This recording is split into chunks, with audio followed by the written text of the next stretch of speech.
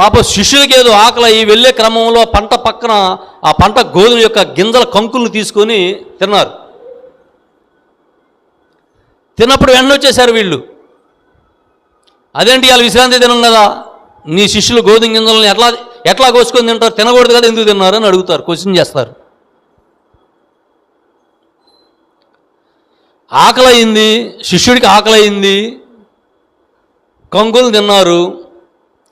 అదైతే పాపం అయితే కాదు కదా, అది పాపమా? ఆకలైంది తిన్నాడు, అదైతే పాపం కాదు కదా. యేసుక్రీస్తు కూడా అదే సమాధానం చెప్పాడు.